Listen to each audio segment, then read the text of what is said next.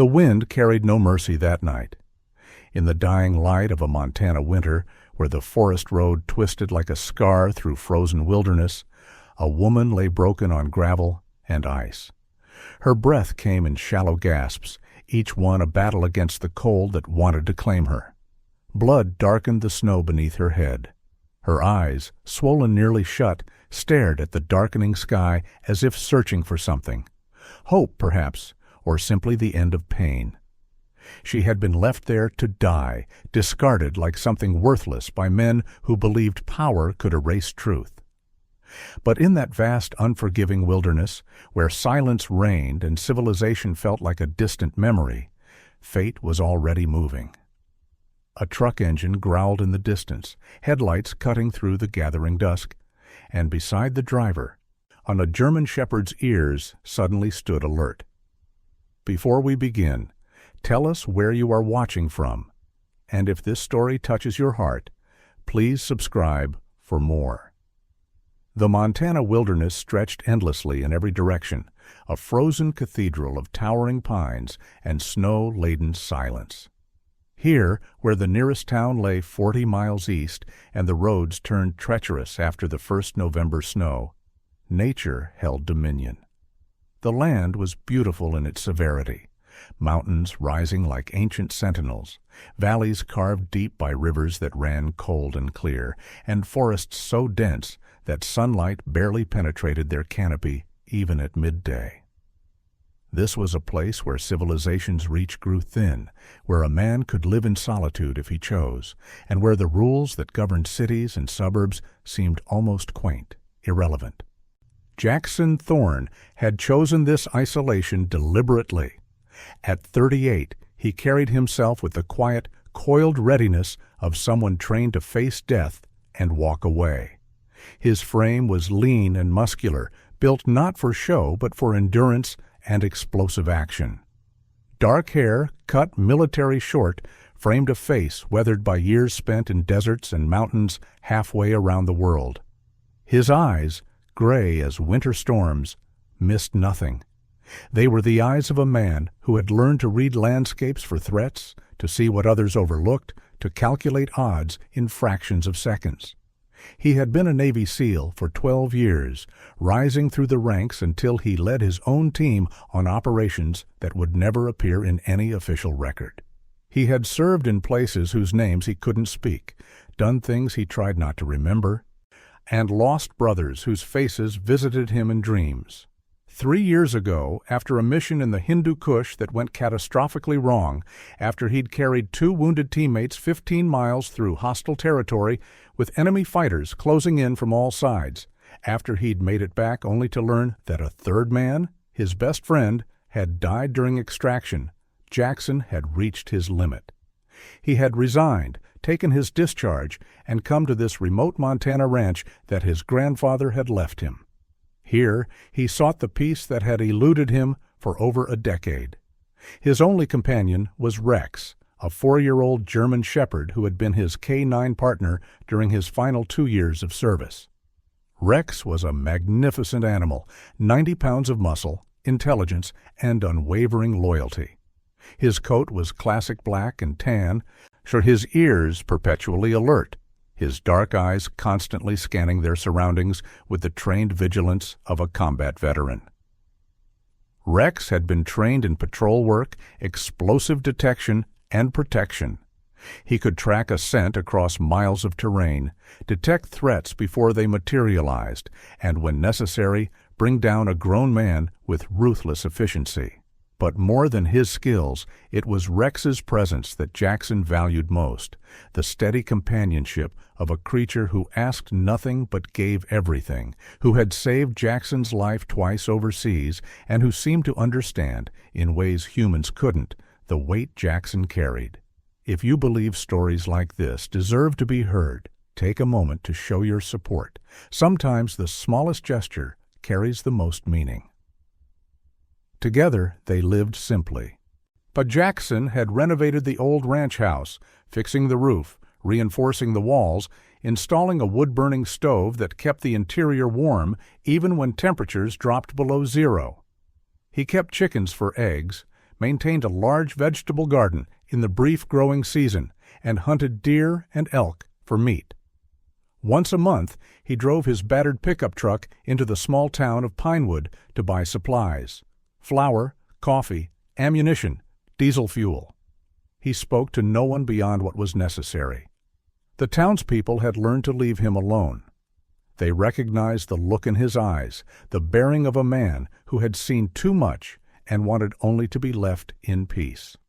On this particular December evening, as the sun descended behind the western peaks and the temperature plummeted toward single digits, as Jackson was returning from Pinewood with his monthly supplies, the truck's headlights carved tunnels of light through the gathering darkness. Rex sat in the passenger seat, his attention fixed on the road ahead with the same focused intensity he had maintained on patrol in Kandahar and Fallujah. The radio played low, classic country, the only station that reached this far into the wilderness.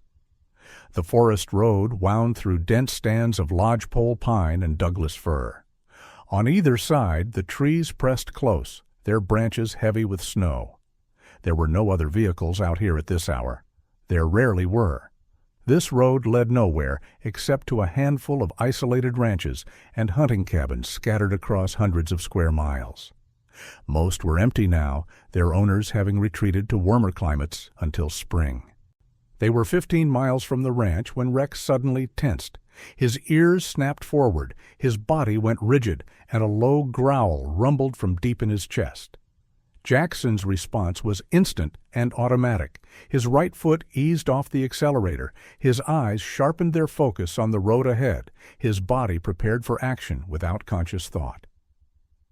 In his years of combat, he had learned to trust Rex absolutely. The dog's senses were far superior to his own, and his instincts were never wrong. "What is it, boy?" Jackson's voice was calm, controlled. Rex's growl intensified. His nose worked the air coming through the truck's vents. Then Jackson saw it, a dark shape on the road ahead, just at the edge of the headlight's reach. His first thought was an injured animal, perhaps a deer struck by another vehicle. But as they drew closer and the headlights illuminated the shape more clearly, his heart rate spiked. It was a person, a woman, lying motionless on the frozen gravel. Jackson's foot hit the brake. The truck slowed, then stopped about 20 feet from the figure. His mind was already working, running through possibilities and threats with the tactical precision drilled into him through years of training. This could be an ambush, a body used as bait to stop a vehicle, with armed attackers waiting in the trees. It was a tactic he'd seen used in Iraq. His right hand moved instinctively to the Glock 19 holstered at his hip. "Rex, out! Scan!" He opened his door and stepped into the brutal cold, his breath instantly visible in the frigid air. Rex leaped out behind him, immediately moving in a wide perimeter, nose to the ground, searching for any scent that didn't belong. Jackson approached the figure cautiously, his hand on his weapon, his eyes scanning the tree line for movement, for the glint of a scope, for anything out of place. As he drew closer, the full horror of what he was seeing became apparent. The woman was real, and she was in terrible condition. She lay on her side in a pool of partially frozen blood. Her face was brutally beaten, both eyes swollen, her nose clearly broken, her lips split and bleeding. Her clothing was torn, offering almost no protection against the deadly cold. One arm was bent at an unnatural angle, likely broken. She wasn't moving. Jackson dropped to one knee beside her, his fingers immediately going to her neck, searching for a pulse. For a terrible moment, he felt nothing. Then, faint, thready, but present, he detected the weak flutter of her heartbeat. She was alive, barely. "Rex, clear?" The German shepherd completed his circuit and returned to Jackson's side, his body language indicating no threats detected. They were alone out here. Whoever had done this to her had left her to die, and departed. Jackson made a quick assessment. The woman was suffering from severe trauma, hypothermia, and who knew what internal injuries. She needed immediate medical attention. The nearest hospital was 60 miles away, in the town of Clearwater. Even driving fast, it would take over an hour to get there. An hour she likely didn't have. But Jackson had treated combat casualties under fire in conditions far worse than this. He had field medical training that went well beyond standard first aid. His ranch house had supplies, antibiotics, IV fluids, to surgical equipment that he'd quietly acquired over the years, maintained from habit and the ingrained belief that preparation meant survival. He could stabilize her, treat her injuries, give her a fighting chance. The question was whether he should. Getting involved meant complications. It meant questions he didn't want to answer, attention he didn't want to attract, connections to the outside world he'd worked hard to sever. He looked down at her broken face, at the shallow rise and fall of her chest. Then he looked at Rex, who sat watching him with those intelligent dark eyes, waiting for direction. The decision took less than 2 seconds. Jackson moved with swift efficiency. He stripped off his heavy winter coat and wrapped it around the woman's shivering body. Then, with practiced care, he lifted her from the frozen ground. She was light, too light, he thought, and completely unconscious. He carried her to the truck and positioned her carefully in the back seat, arranging her so that her broken arm was supported and her airway remained clear. Rex jumped in beside her, immediately taking up a protective position. "Watch her, boy." Jackson climbed back into the driver's seat, turned the heater to maximum, and pressed the accelerator down hard. The truck's engine roared as they raced through the darkness toward his ranch. His mind was already working through triage priorities. Control bleeding, warm her core temperature, assess for internal injuries, splint the broken arm, start IV fluids if she remained unconscious. He glanced in the rearview mirror. In the dim interior light, he could see Rex gently licking the woman's hand, a gesture of comfort the combat dog had never shown to anyone but Jackson himself. 15 minutes later, they arrived at the ranch. Jackson carried the woman inside and laid her on the dining table, which he quickly cleared and covered with clean towels.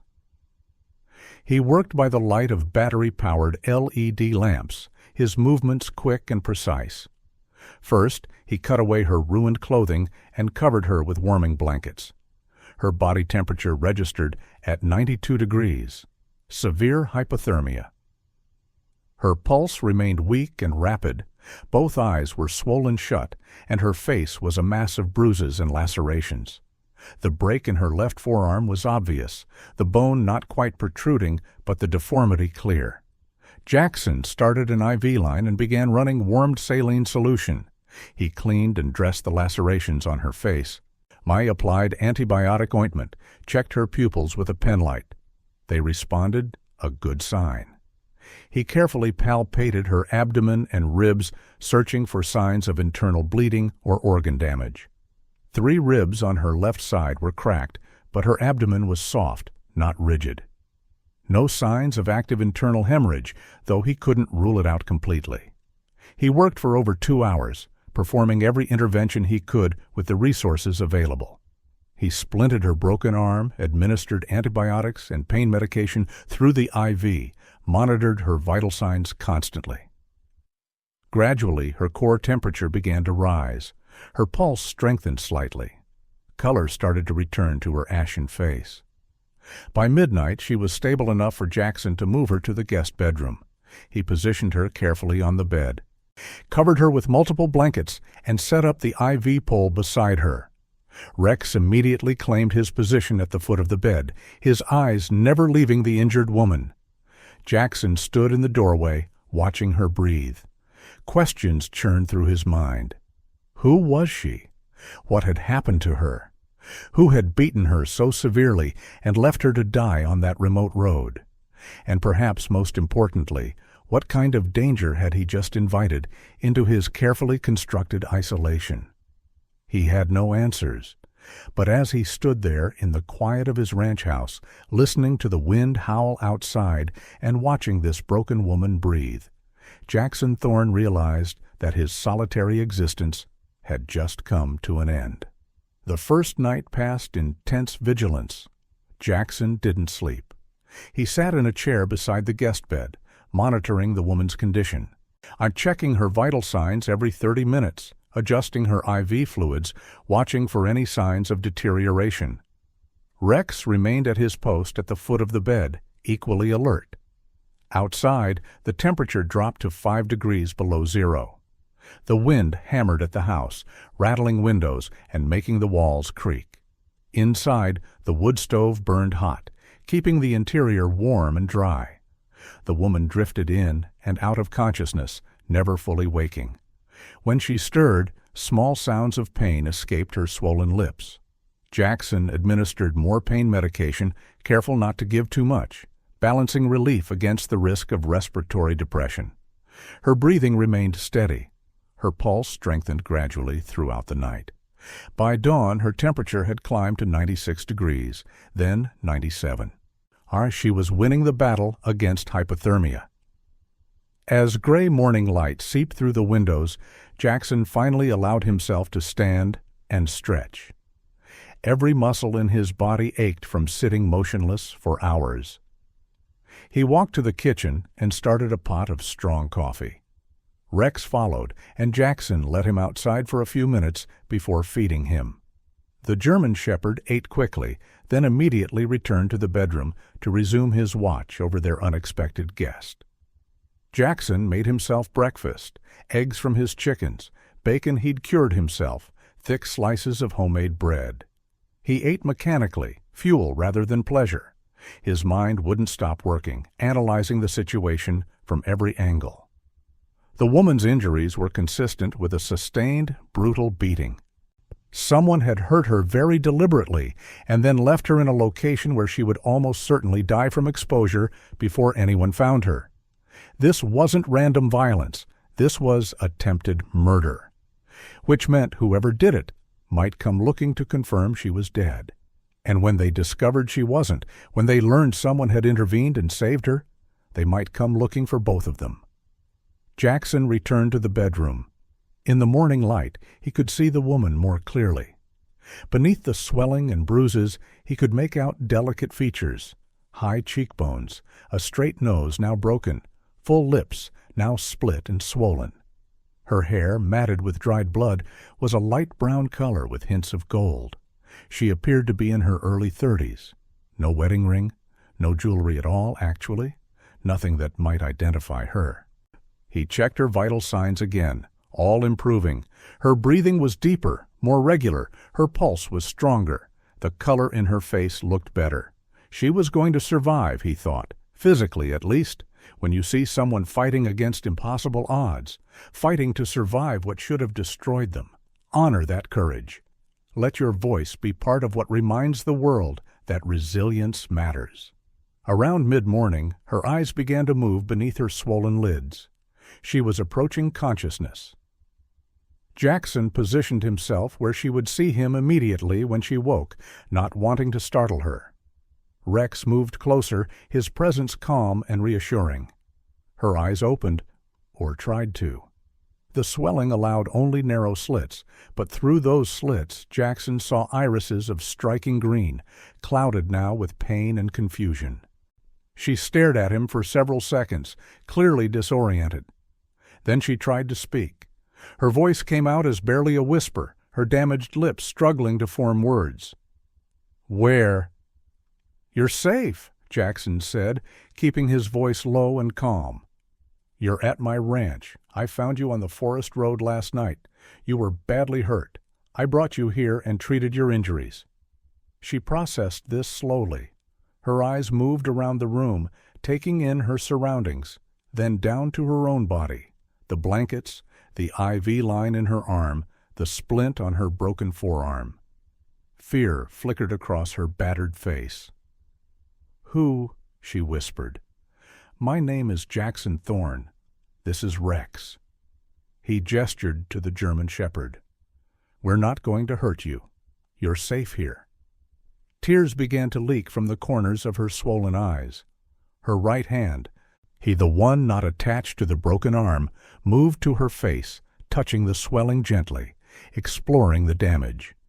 A small sound escaped her throat, not quite a sob, but close. "Can you tell me your name?" Jackson asked gently. She was silent for a long moment.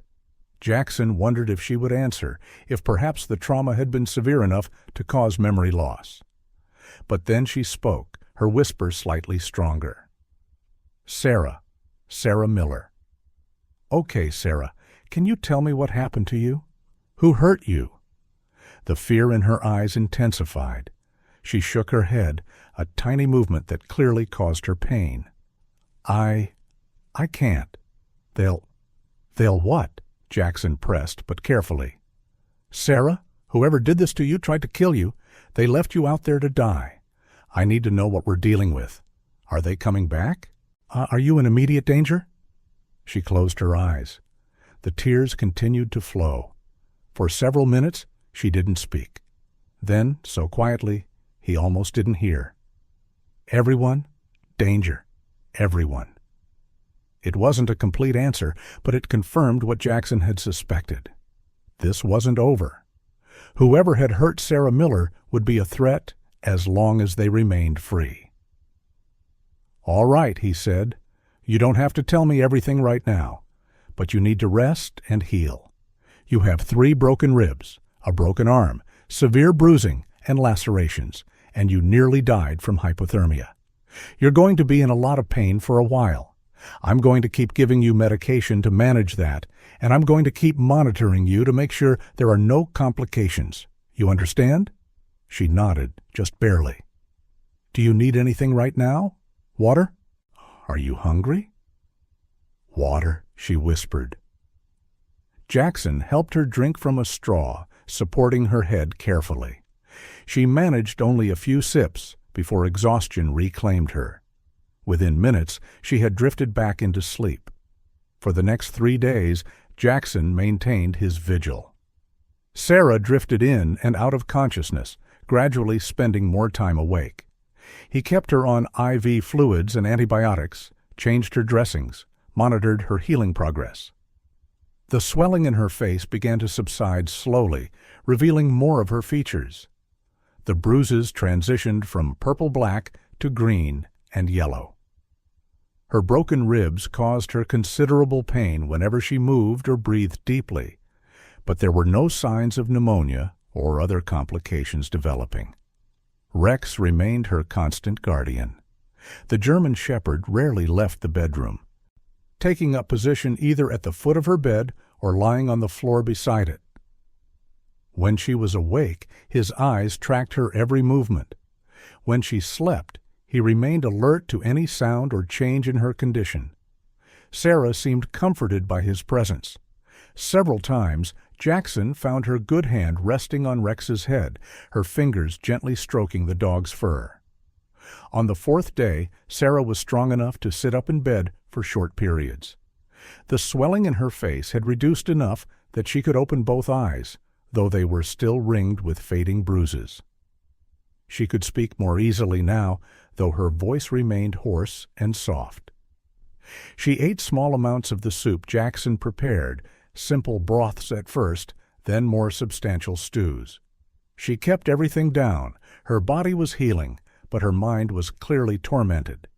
Jackson could see it in her eyes, the constant fear, the way she startled at sudden sounds, the nightmares that woke her gasping in the darkness. He didn't push her for information. He'd seen enough trauma in his years of service to know that you couldn't rush someone through it. They would talk when they were ready, if they were ready. On the 5th evening, as Jackson sat reading in the chair beside her bed, Sarah finally spoke. "Why did you help me?" He looked up from his book. She was watching him with those striking green eyes, fully alert now, searching his face for answers. "Why wouldn't I?" he replied. "You don't know me. I could be anyone. I could be dangerous." A slight smile touched Jackson's lips. "Sarah, when I found you, you were about 30 minutes from death. You weren't exactly a threat. You could have taken me to a hospital. Instead, you brought me here. You treated me yourself." Why? Jackson considered the question. It was fair. He set his book aside. Because the hospital was over an hour away, and I didn't think you'd make it. And because I've done field medicine before. I knew I could help you. But you don't know what I've done. You don't know why someone wanted me dead? No, he agreed. I don't. Do you want to tell me? Sarah was quiet for a long time. Outside, night had fallen, and the temperature was dropping again. The wood stove crackled quietly. Rex slept at the foot of the bed, his breathing deep and even. Finally, Sarah spoke. I worked in finance, corporate banking, in Seattle. I was good at my job, really good. I managed accounts worth hundreds of millions of dollars. And I had a corner office, a six-figure salary, a nice apartment in Capitol Hill. I thought I was living the dream. She paused, gathering strength to continue. Jackson waited patiently. My boss was a man named Richard Vance. He was the regional vice president, ran the entire Northwest Division. Everyone respected him. He was charming, successful, connected. He had relationships with senators, with business leaders, with people who mattered. I admired him. I trusted him. Her voice hardened. That was my first mistake. What happened? Jackson prompted gently. 6 months ago, I noticed some irregularities in a series of accounts I was managing. Transfers that didn't make sense. Money moving through shell companies. At first, I thought it was just sloppy bookkeeping, but the more I looked, the more I found. It was a massive scheme. Money laundering, embezzlement, fraud. Tens of millions of dollars being funneled through our bank to offshore accounts. And it all led back to Richard Vance. She closed her eyes, the memory clearly painful. I should have gone to the authorities immediately, but I was naive. I thought I should talk to him first, give him a chance to explain, so I went to his office one evening after everyone else had left. I confronted him with what I'd found. I told him I was going to report it. He didn't take it well, Jackson guessed. He smiled, Sarah said bitterly. He actually smiled, and then he told me I'd made a very serious mistake. He said that I had no idea who I was dealing with, what kind of power he had. He said if I went to the authorities, I would regret it. He said no one would believe me anyway. He'd make sure of that. But you went anyway. I tried. I compiled everything I'd found, all the evidence, and I took it to the FBI field office in Seattle. I met with an agent, showed him everything. He seemed interested. He told me they'd investigate.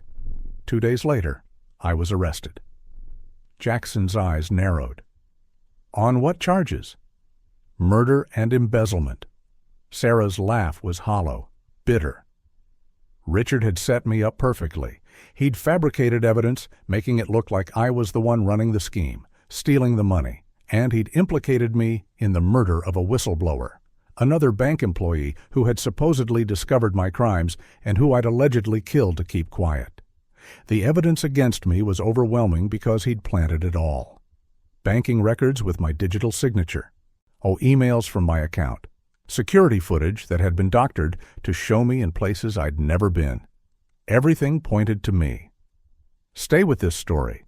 What happens next will challenge everything you think about justice, and the truth deserves witnesses. And the FBI agent you spoke to? Jackson asked, though he suspected he knew the answer. In Richard's pocket. He took everything I'd given him and buried it. Then he helped build the case against me. I was released on bail, $500,000 that I had to liquidate everything I owned to afford. I was facing life in prison for crimes I didn't commit, and the real criminal was walking free, untouchable. So you ran, Jackson said. Sarah nodded. I had a friend, someone I trusted from college. She lived in Missoula. I drove there, planning to hide while I figured out what to do. But somehow, Richard found out. He sent men after me. They caught me 2 days ago, on the road outside Missoula. They pulled me over, dragged me from my car, and... She couldn't finish. The horror of the memory closed her throat. They beat you, Jackson finished for her. And then they drove you into the middle of nowhere and left you to die.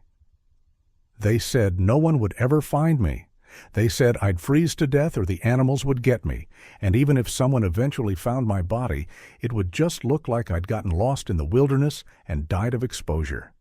No investigation, no questions, just another tragic accident. "Except I found you," Jackson said, "and you survived." "Which means they'll come looking for me," Sarah whispered. "When they realize I'm not dead, they'll search, and they'll find me eventually. Richard Vance has money, power, connections. He can reach anywhere. I've put you in danger just by being here. I'm sorry. I'm so sorry." Jackson stood and walked to the window. Outside, the Montana wilderness stretched into darkness, the stars brilliant in the clear, cold sky. He was quiet for several long moments, thinking. Then he turned back to face Sarah. "You said you had evidence of Richard Vance's crimes. What happened to it?" "I hid it," Sarah said, "before I ran from Seattle. I knew I might not get another chance, so I made copies of everything. All the banking records, the emails, the transfer documents, everything that proved what he was doing. I put it all on a flash drive and hid it in a place he'd never think to look." "Where?" "St. Benedict's Cathedral in Seattle. It's a massive old church downtown.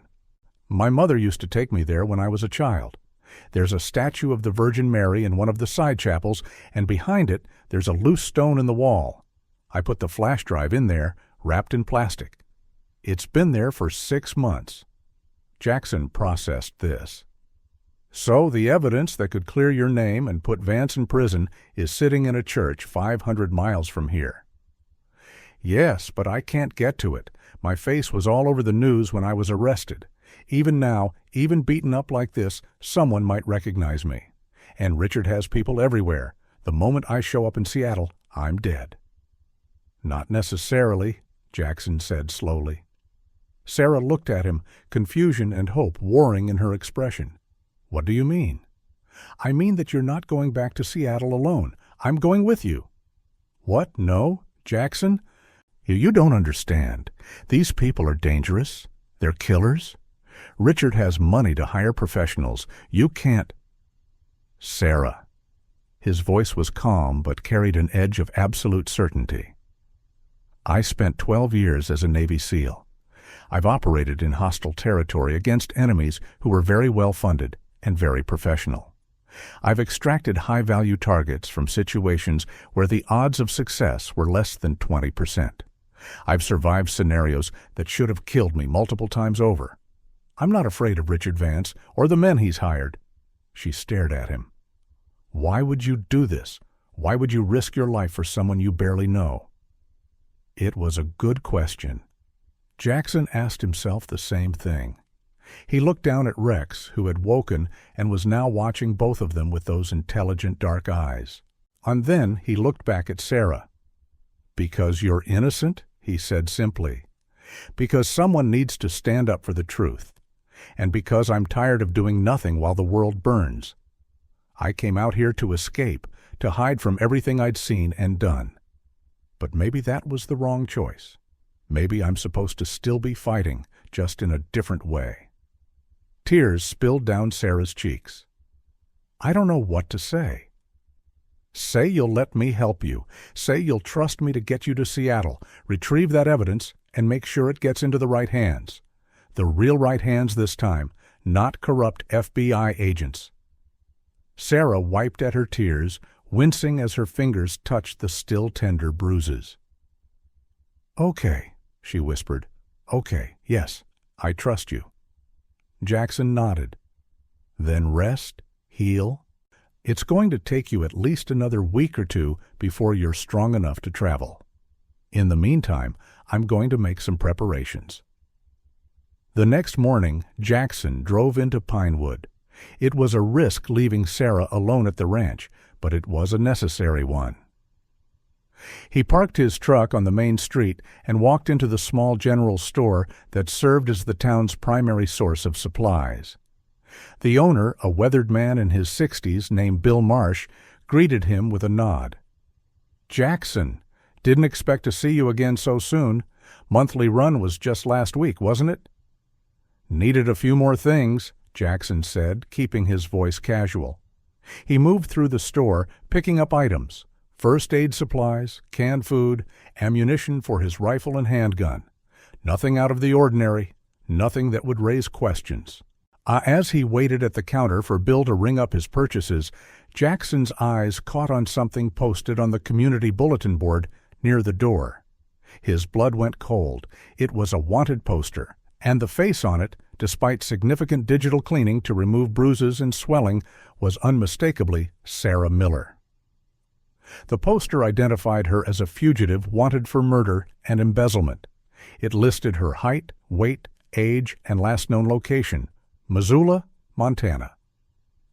It noted that she was considered dangerous and that anyone with information should contact Seattle Police Department or the FBI immediately. There was a reward being offered, $50,000 for information leading to her capture. Jackson forced his expression to remain neutral. He paid for his purchases, exchanged a few more words with Bill, and walked back to his truck. Once inside, alone, he allowed himself to process what he'd just seen. Richard Vance was casting a wide net. The wanted poster in this tiny Montana town meant he'd distributed them everywhere in the region. He was counting on someone recognizing Sarah, on someone wanting that reward money badly enough to make a phone call. And given the remote nature of this area, if someone had seen Jackson loading an injured woman into his truck 5 nights ago on that forest road, word would spread. Small communities were tight-knit. People noticed strangers, remembered unusual events. The clock was ticking faster than he'd thought. Jackson drove back to the ranch, his mind working through contingencies. When he arrived, he found Sarah awake and sitting up in bed, Rex beside her.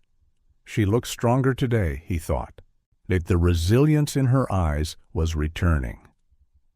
"We have a problem," he said, and showed her a photograph he'd taken of the wanted poster on his phone. Sarah's face went pale. "He's posted those everywhere." "It would seem so, which means someone might have seen me pick you up, or someone might see us when we head to Seattle. We're going to need to be very careful." "Maybe I should just turn myself in," Sarah said quietly. "Maybe I should face trial and hope the truth comes out." "With fabricated evidence and corrupt law enforcement working against you? You'd be convicted and in prison for life within 6 months? No. We stick to the plan. We get that evidence, and we make sure it reaches people who can't be bought." "Who?" Sarah asked. "Who can we trust?" Jackson had been thinking about that. "Journalists, national media. And if we can get your story and the evidence to a major news outlet, the Washington Post, the New York Times, someone with the resources and reputation to investigate properly, Richard Vance's money and connections won't be enough to bury it. Once it's public, once people are paying attention, the pressure for a real investigation will be too great to ignore." "That's a big if," Sarah pointed out. "It is," Jackson agreed, "but it's the best chance we have." Over the next 10 days, Sarah's recovery continued. The bruises faded from purple to yellow to barely visible. The swelling in her face disappeared entirely, revealing the delicate features Jackson had glimpsed beneath the damage. Her broken ribs healed enough that she could breathe without pain. Her broken arm, still in the splint, was improving. She was able to walk around the ranch house, to help with simple tasks, to regain her strength. During this time, Jackson prepared. He cleaned and checked his weapons, his Glock 19 handgun, his AR-15 rifle, a backup snub-nose revolver. He loaded magazines, organized ammunition, assembled a tactical kit that included body armor, a first aid kit, communication equipment, and other tools he might need. He planned their route to Seattle, identifying back roads that would avoid major highways and traffic cameras. He acquired a second vehicle, an older Honda sedan with Montana plates that he bought for cash from a private seller in another town, giving a false name. The truck was too recognizable. They'd need something that could blend in. He also trained Sarah. Despite her injuries, despite her fear, He taught her basic defensive skills: how to move, how to create distance from an attacker, how to use her environment as a weapon. More importantly, he taught her how to handle a firearm. He started with basic safety, then moved to marksmanship. Sarah had never held a gun before, but she learned quickly, driven by the knowledge that her life might depend on it. By the end of the 10 days, she could load, aim, and fire the Glock with reasonable accuracy at close range. "I never thought I'd be doing this," she said one afternoon after target practice behind the ranch house. "I was a banker. I wore business suits and attended board meetings. Now I'm learning to shoot people." "Hopefully you'll never have to," Jackson said. "But if it comes down to your life or theirs, I want you to have options." The emotions running through this moment should reach beyond the screen. If you feel the weight of what's unfolding, share your thoughts below so others can find this story too. On the 11th day, Jackson made the decision. Sarah was as healed as she was going to get in the short term. They couldn't wait any longer. The risk of discovery was increasing every day they stayed at the ranch. It was time to move. They left at dawn. Jackson locked up the ranch house, packed their gear into the Honda sedan, and helped Sarah into the passenger seat. Rex claimed the back seat, alert and ready. The German Shepherd seemed to sense the tension, the shift from peaceful recovery to active mission. His demeanor changed. He became the combat K9 again, vigilant and focused. The drive to Seattle would take approximately 10 hours if they pushed hard and made minimal stops.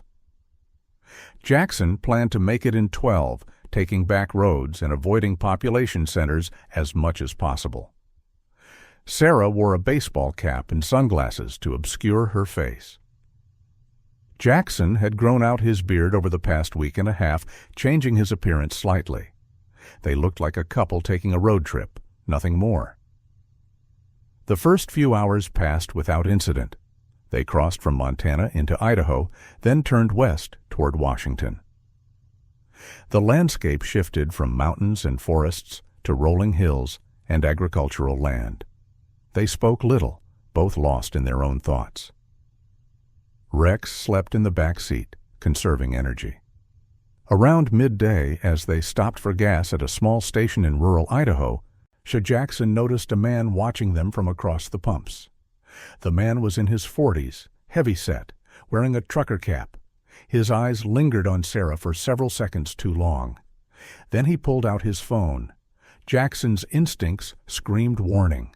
He finished pumping gas, paid inside with cash, and got back in the car. "We need to move. Now." "What's wrong?" Sarah asked. "Guy across from us was staring at you. Then he made a phone call. Could be nothing. Could be he recognized you from the wanted poster and is calling it in."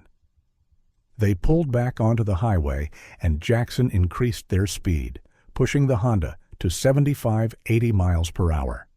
He kept checking the rearview mirror. For 20 minutes, nothing.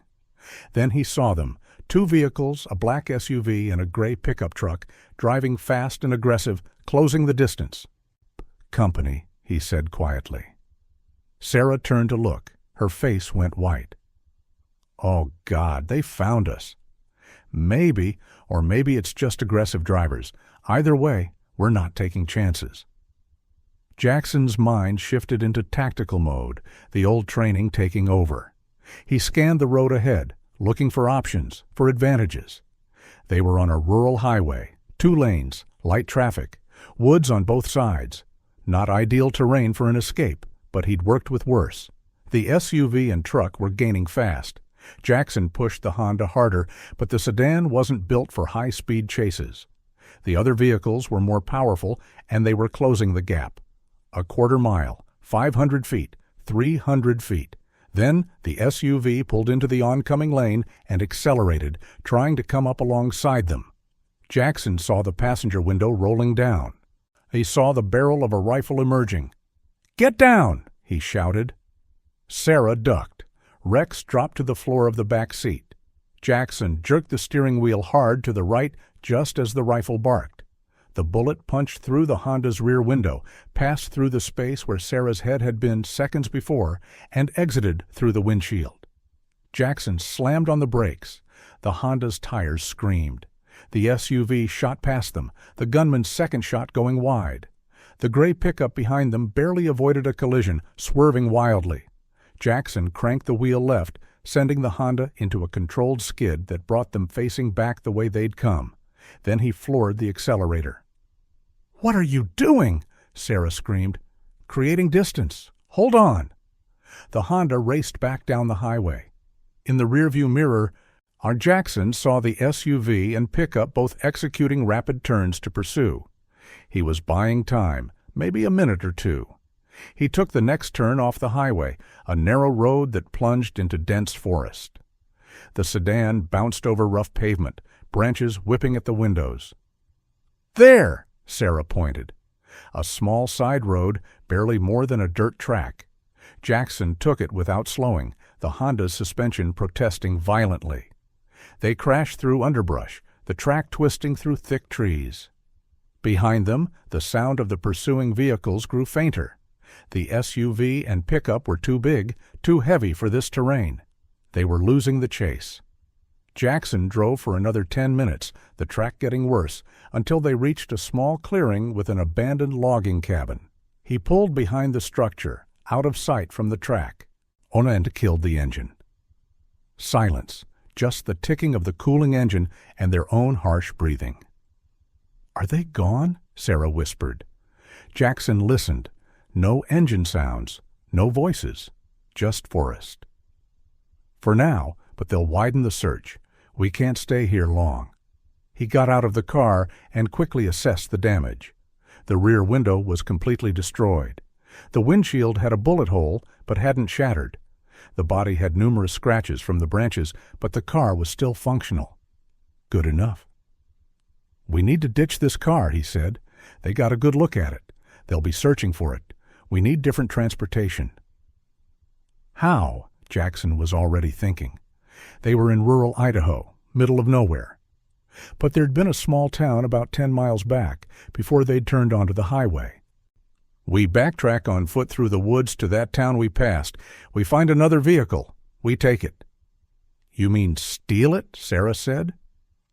"I mean borrow it temporarily for a life-or-death situation," Jackson corrected. "I'll leave money to cover the value, but yes, essentially, steal it." Sarah looked like she wanted to argue but didn't. She simply nodded. "Okay, let's go." They gathered essential supplies, weapons, documents, cash, water.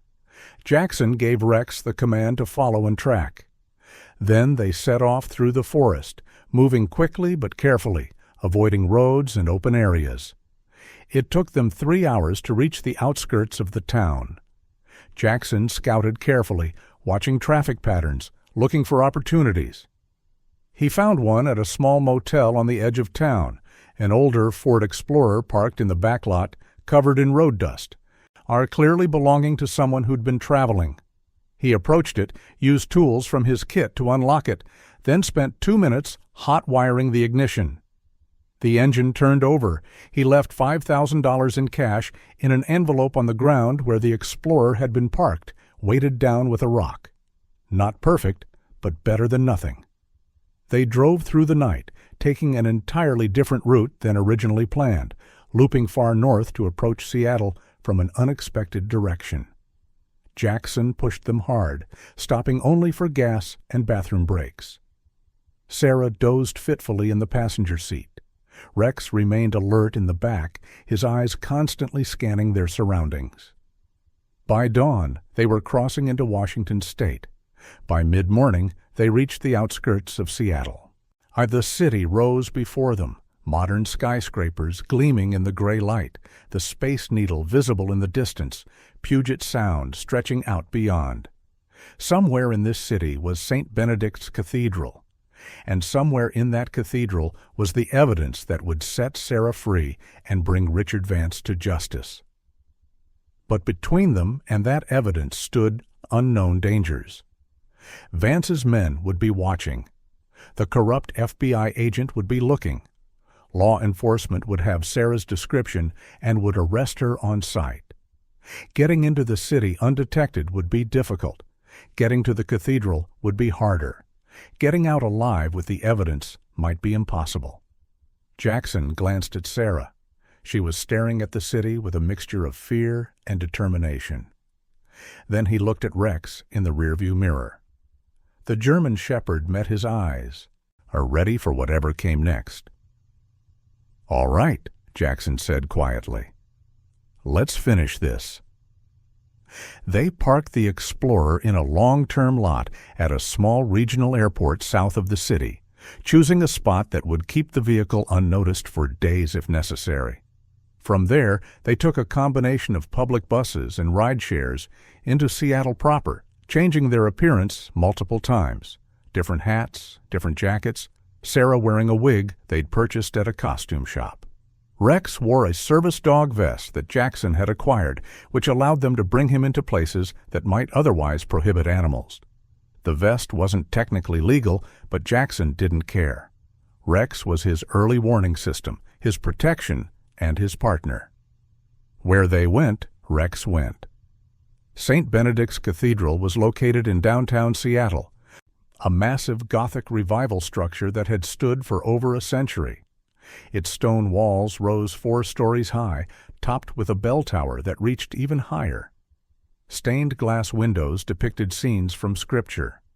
Heavy wooden doors guarded the main entrance. The cathedral was open to the public during the day, welcoming tourists and worshippers alike. But approaching it directly would be suicide. Jackson was certain Vance would have people watching the cathedral, probably had been watching it for months in case Sarah tried to retrieve the evidence. They needed reconnaissance first, needed to identify the threats before walking into them. They spent the afternoon in a coffee shop 3 blocks from the cathedral, positioned where they had a clear line of sight to its main entrance. Jackson watched through the window, memorizing faces, noting patterns.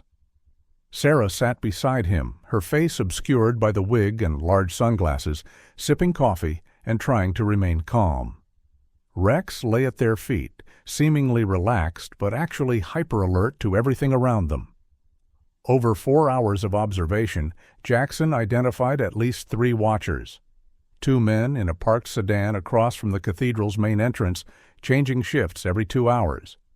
A woman who walked past the cathedral 6 times, always slowing to look inside, always scanning the people entering and exiting. Another man who sat on a bench in the small park adjacent to the cathedral, pretending to read but actually watching everyone who approached. "They're covering the main entrance heavily," Jackson said, "but there's always another way into a building this old. Service entrances, side doors. Places the public doesn't normally use." "The chapel where I hid the evidence is on the north side of the cathedral," Sarah said. "There's a side entrance near there, used by staff and clergy. It's usually locked, but I might be able to get us in." "How?" "When I was a kid, I volunteered here sometimes, helping with charity events. I got to know some of the priests. One of them, Father Thomas, was especially kind to me. If he's still here, if he remembers me, he might help." It was a risk, but all their options were risks at this point. They waited until early evening, when the cathedral would be preparing for evening services and foot traffic would increase. Then they moved. They approached from the east, using other buildings for cover, avoiding the watchers' lines of sight. They circled around to the north side of the cathedral, on where the staff entrance was located. It was a plain wooden door set into the stone wall, easy to miss if you weren't looking for it. Jackson tested it. Locked as expected. "Now what?" Sarah whispered. "Now we knock," Jackson said, and did exactly that. For a long moment, nothing. Then they heard footsteps from inside. A lock clicked. The door opened a few inches, revealing an elderly man in clerical attire, black shirt, white collar. He was in his 70s with white hair and gentle eyes that widened in surprise when he saw Sarah. "Sarah Miller?" His voice was shocked. "My dear child, what are you doing here? You're wanted by the police. There are men outside looking for you right now." "Father Thomas," Sarah said, her voice breaking slightly. "I need your help. Please. I know how this looks, but I'm innocent. Everything they're saying about me is a lie. I have evidence that proves it, and it's hidden inside the cathedral. I need to get to it. Please. You're the only one I can trust." Father Thomas looked from Sarah to Jackson to Rex, clearly struggling with the decision. Harboring a fugitive was serious, but the old priest had known Sarah as a child, had seen her character, and whatever he saw in her eyes now, desperation, honesty, fear, it made his decision. "Come in, quickly." They slipped inside, and Father Thomas closed and locked the door behind them. They were in a narrow hallway, dimly lit, smelling of old stone and incense. The priest led them deeper into the cathedral, away from public areas, through passages that only staff would know. "The men watching outside," Father Thomas said quietly as they walked. "They arrived 3 months ago. They've been watching the cathedral constantly since then. I don't know who they are, but I've seen them harass people who look like they might be you. You're in terrible danger." "I know," Sarah said, "but I have to do this. The evidence is in the Chapel of the Virgin, behind the statue. Can you get us there?" "Yes, but there may be people inside. Evening services begin in 20 minutes, and people are already arriving." "We'll have to risk it," Jackson said. Father Thomas led them through more passages, then through a small door that opened into the cathedral proper. The space was breathtaking, vaulted ceilings soaring 50 feet overhead, massive stone columns, rows of wooden pews, and at the far end, an ornate altar backed by a stunning stained-glass window depicting Christ ascending to heaven. The light filtering through the colored glass painted everything in shades of blue and gold and red. There were perhaps 20 people scattered throughout the cathedral, some praying, some simply sitting in contemplation, some examining the architecture. None of them appeared to be threats, but Jackson's instincts were screaming. They were exposed here. If Vance's people realized they were inside, they'd be trapped. The Chapel of the Virgin was a smaller side chapel on the north side of the main cathedral space. A statue of Mary, carved from white marble and standing 7 feet tall, dominated the chapel. Votive candles flickered at her feet. The chapel was empty at the moment. Sarah approached the statue. Behind it, set into the stone wall, was a section of masonry that looked identical to the rest. But Sarah's fingers found a particular stone, pressed it, and it shifted slightly inward. She pulled it out. It was only about 2 inches thick, more of a facade than a true structural stone. Behind it was a small hollow space in the wall, and in that hollow space, wrapped in a plastic bag, was a small black flash drive. Sarah's hand closed around it. "I have it." A wave of relief washed over Jackson. Step 1 complete. Now they just had to get out alive. That's when he heard Rex growl. Jackson spun toward the German shepherd. Rex was staring at the main entrance of the cathedral, his body tense, his hackles raised. Jackson followed his gaze and felt ice flood his veins. 4 men had just entered the cathedral.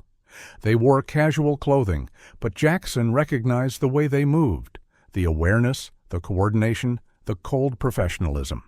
And these weren't tourists, these were operators, and they were scanning the cathedral systematically, looking for something, looking for someone.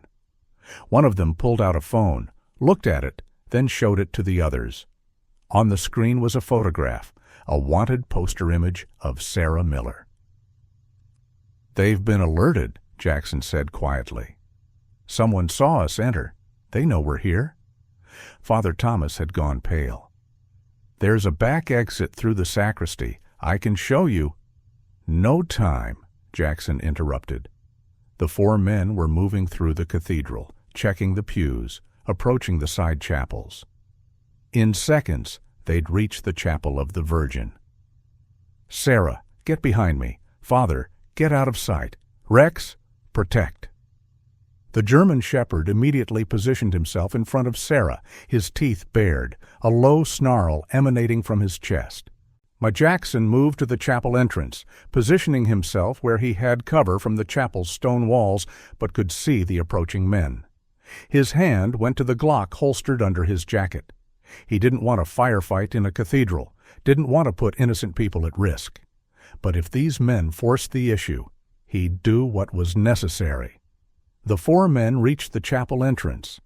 The lead man, a tall individual with a shaved head and a scar across his cheek, saw Jackson immediately.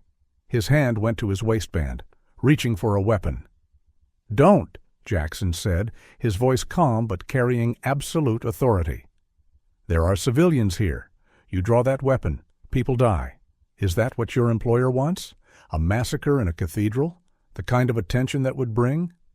The scarred man hesitated. His eyes assessed Jackson, on clearly recognizing another professional. "Our employer wants the woman, and the evidence she stole. Give them to us and we walk away. No one gets hurt." "That's not happening," Jackson said. "Then you die here," the scarred man replied. "All of you." "Maybe. Or maybe I kill you and your team before that happens. You want to roll those dice?" The standoff held for several seconds. The other three men had fanned out, trying to get angles on Jackson and Sarah. But Jackson had positioned himself perfectly. They couldn't get a clear shot without exposing themselves. And Rex was a factor they hadn't anticipated. The German shepherd looked ready to tear apart anyone who came close. Then everything went to hell.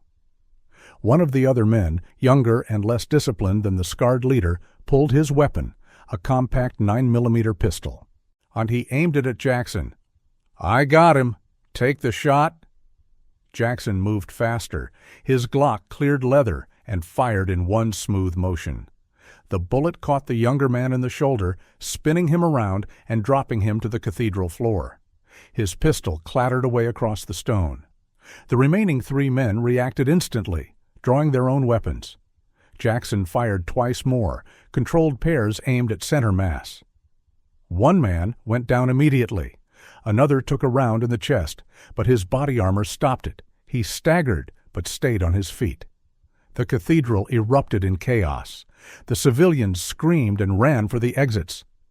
Father Thomas dropped to the floor, covering his head. Sarah pressed herself against the wall of the chapel, terror on her face, but the flash drive clutched tightly in her hand. The scarred leader fired back. His bullets chipped stone from the wall, inches from Jackson's head. Jackson returned fire, forcing the man to take cover behind a stone column. The third man, the one whose body armor had saved him, was trying to circle around to get an angle on the chapel. "Rex, attack!"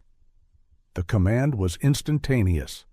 The German shepherd launched himself across the cathedral floor like a missile. The third man saw him coming and tried to adjust his aim, but Rex was too fast. 90 pounds of trained combat dog hit him at full speed, jaws closing around his weapon arm. The man screamed. His gun discharged into the ceiling. Rex bore him to the ground, his jaws locked, shaking his head violently. Bones snapped. Jackson used the distraction. He broke from cover, moving laterally, forcing the scarred leader to adjust. The leader fired again. But Jackson was already diving behind another column. He came up firing, 3 quick shots. One missed. One hit the column the leader was hiding behind.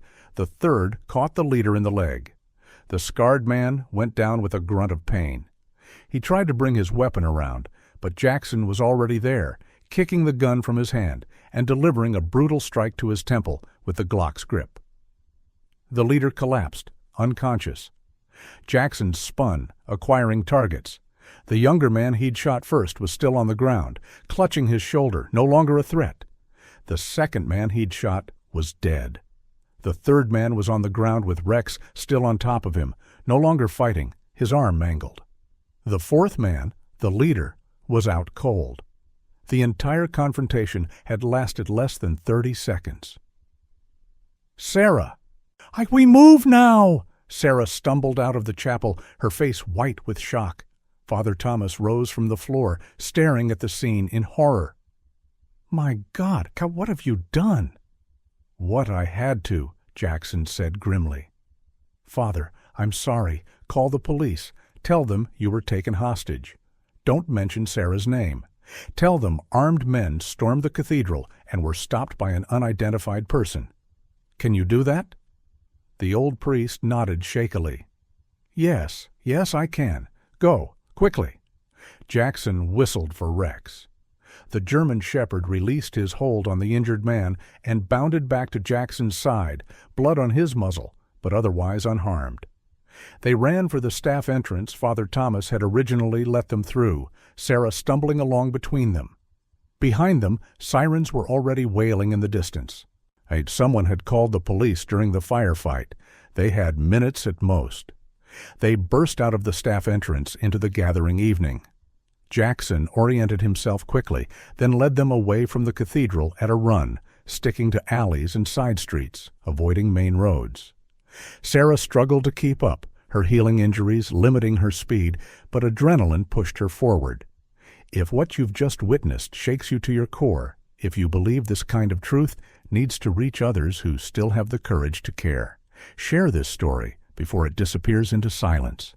They made it 6 blocks before Jackson judged it safe to slow down. They were in a commercial district now, surrounded by shops and restaurants, blending into the evening crowds. Jackson pulled out his phone, a burner he'd purchased with cash, and made a call. "Who are you calling?" Sarah gasped, trying to catch her breath. "Someone who can help us finish this," Jackson said. The call connected. A woman's voice answered. "Washington Post Investigative Desk, Stephanie Grant speaking." "Ms. Grant, my name is Jackson Thorne. I'm a former Navy SEAL, and I'm currently in possession of evidence proving large-scale financial fraud, money laundering, and corruption involving a major banking institution and federal law enforcement. I also have a witness who was framed for murder and nearly killed to keep this quiet. I need to meet with you tonight, and I need you to bring someone from your legal department and someone who can verify digital evidence." There was a pause. Then, "This is either the story of the year or the craziest prank call I've ever received." How do I know you're legitimate?" "Because in about 10 minutes, the Seattle police are going to report a shooting at St. Benedict's Cathedral involving multiple armed men. Check the news. That was us. We were retrieving the evidence I'm talking about. The men who attacked us work for the person we're exposing. This is real, Ms. Grant, and if you want the story before anyone else gets it, you'll meet with us." Another pause. Then, "Where and when?" Jackson named a public location, a busy restaurant in a well-lit, heavily trafficked area where an ambush would be difficult. 1 hour. Come alone except for the people I specified. If I see anyone who looks like law enforcement or private security, we disappear and you never hear from us again." "I'll be there," Stephanie Grant said, and disconnected. Jackson pocketed the phone. Sarah was staring at him. "You think she'll come? You think she'll believe us?" "She's an investigative journalist who just got offered the kind of story people win Pulitzers for. She'll come. Whether she believes us depends on what's on that flash drive." They found a quiet corner in a bookstore, and Sarah handed Jackson the flash drive. He pulled out a laptop he'd been carrying in his pack and inserted the drive. The files loaded, hundreds of them. Banking records, email correspondence, wire transfer documentation, photographs of documents, recordings of phone calls. Sarah had been thorough. The evidence was extensive and damning. Jackson spent 20 minutes reviewing it, his expression growing darker with each file he opened. Richard Vance hadn't just been embezzling money. He'd been running an international money laundering operation for criminal organizations, drug cartels, human traffickers, arms dealers. Hundreds of millions of dollars had flowed through his bank. He'd used his position to facilitate crimes that had resulted in countless deaths. And he'd corrupted federal agents, local police, and other officials to protect his operation. The evidence was ironclad. With this, Vance would spend the rest of his life in prison, and everyone he'd corrupted would go down with him. "This is bigger than I thought," Jackson said quietly. "A lot of powerful people are going to want this buried." "Which is why we need to make it public," Sarah said. "Once it's out there, once everyone knows, they can't make it disappear." Jackson nodded. "Let's go meet your journalist." An hour later, they sat in a booth at the back of a crowded restaurant. Across from them sat Stephanie Grant, a woman in her 40s with sharp eyes and an expression that suggested she'd seen everything and was surprised by nothing. Beside her was an older man introduced as the Washington Post's senior legal counsel, and a younger woman who was apparently their digital forensics expert. Jackson handed over the flash drive. "Everything you need is on there. Banking records proving Richard Vance laundered money for criminal organizations. Communications showing he framed Sarah Miller for murder and embezzlement when she discovered his operation. Evidence of federal agents and local police on his payroll. On documentation of attempted murder, they tried to kill Sarah and left her to die in the Montana wilderness." The forensics expert immediately plugged the drive into her laptop and began reviewing the files. Her eyes widened as she worked through them. "This is extensive. If this is legitimate, this is massive." "It's legitimate," Sarah said. "I compiled it myself. I worked at the bank. I had access to all of these records. Every file on that drive is authentic." Stephanie Grant was watching Sarah carefully. "You're aware you're wanted for murder. Why should I believe you're innocent?" "Because Richard Vance fabricated the evidence against me after I confronted him," Sarah said. "It's all detailed in the files. The timeline, the methods he used, everything. So he used his connections to corrupt the investigation from the beginning." The journalist turned to Jackson. "And you? Former Navy SEAL who happens to rescue a wanted fugitive and help her retrieve evidence? That's quite a story." "I found her dying on the side of the road," Jackson said simply. "I brought her back to my ranch and treated her injuries. When she recovered enough to tell me what happened, I realized she was telling the truth. So I helped her get the evidence that would prove it. That's the whole story." Stephanie Grant studied them for a long moment. Then she looked at her forensics expert. "Preliminary assessment?" "The files appear authentic," the expert said. "Banking records match known formats. Email headers check out. The metadata is consistent. I'd need more time to verify everything completely. But my initial impression is that this is real." The legal counsel leaned forward. "If we publish this, it's going to create an earthquake. Federal investigations, criminal trials, congressional hearings. People are going to go to prison. Others are going to lose their careers. And some very dangerous people are going to be very unhappy." "That's why we're giving it to you," Jackson said. "You have the resources and the platform to make sure it's seen by the right people. You can't be intimidated or bought off like local police or even federal agents. Once this story is public, once the Washington Post has reported it, the pressure for a real investigation will be unstoppable." Stephanie Grant made her decision. "All right, we're taking the story. I'm going to need detailed statements from both of you. Everything that happened. From the beginning. My team will verify every piece of evidence on that drive. We'll coordinate with federal prosecutors who aren't compromised. I have contacts at the DOJ in Washington, D.C., who specialize in corruption cases. We're going to do this right." Relief flooded through Sarah. Tears spilled down her cheeks. "Thank you. Thank you so much." "Don't thank me yet," Grant said. "This is going to be hard. You'll likely need to testify. You'll be in protective custody. Richard Vance and everyone connected to him will fight this with everything they have. But if everything you've told me is true, if this evidence holds up, then yes, you'll be exonerated and they'll be brought to justice." They spent the next 4 hours at the Washington Post's Seattle office giving detailed statements, walking through the evidence file by file, answering hundreds of questions. The forensics team worked through the night, verifying data. The legal team drafted protective motions to file in court. Stephanie Grant coordinated with federal prosecutors in Washington, D.C., people she personally trusted, people with reputations for integrity. By dawn, the wheels were in motion. The Washington Post prepared to publish the story later that day, front page, above the fold, with the headline, "Banking Executives' Massive Fraud Scheme. Exposed, Federal Corruption Alleged."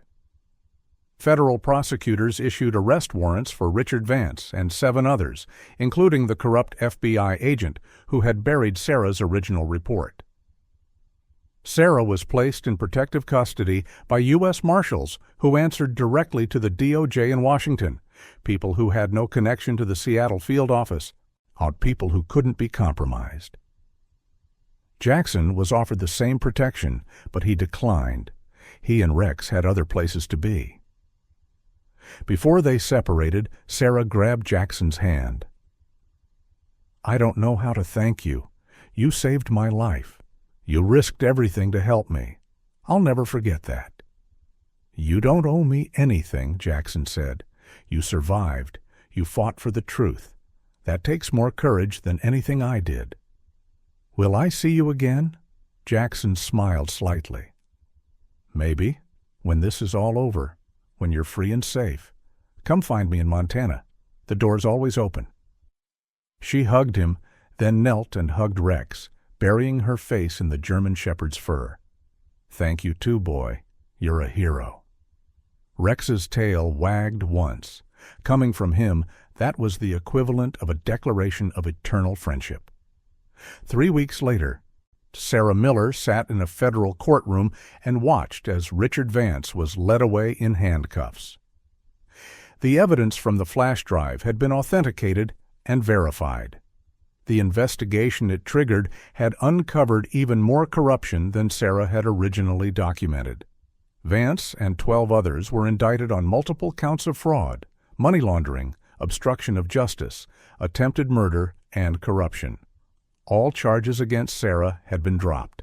She was completely exonerated. More than that, the bank where she had worked agreed to a settlement, a formal apology, and a financial compensation of $3 million for the trauma she had endured, the attempt on her life, and the damage to her reputation. It wasn't about the money for Sarah. It was about the acknowledgement that she had been right, or that she had stood up for the truth even when it nearly killed her. But as she walked out of that courthouse into the cold Seattle rain, Sarah realized something. The corporate world, the banking career, the corner office, none of it mattered anymore. She had been through hell and back. She had faced death and survived. She had learned what truly mattered: integrity, courage, and the people who stood by you when everything fell apart. 2 days later, Sarah Miller drove a rented SUV up a winding Montana forest road, snow beginning to fall gently from a gray sky. When she reached the ranch, she saw smoke rising from the chimney. A familiar battered pickup truck was parked outside. And on the porch, a German shepherd sat watching her approach, his tail beginning to wag. The front door opened and Jackson Thorne stepped out. He was wearing a flannel shirt and jeans, his face weathered and calm. When he saw Sarah, a genuine smile crossed his features. "Figured you might come back," he said. Sarah got out of the SUV. The mountain air was cold and clean, so different from the city. "I don't belong there anymore," she said. "If the offer's still open, I'd like to stay here for a while. Maybe help around the ranch. Maybe figure out what comes next."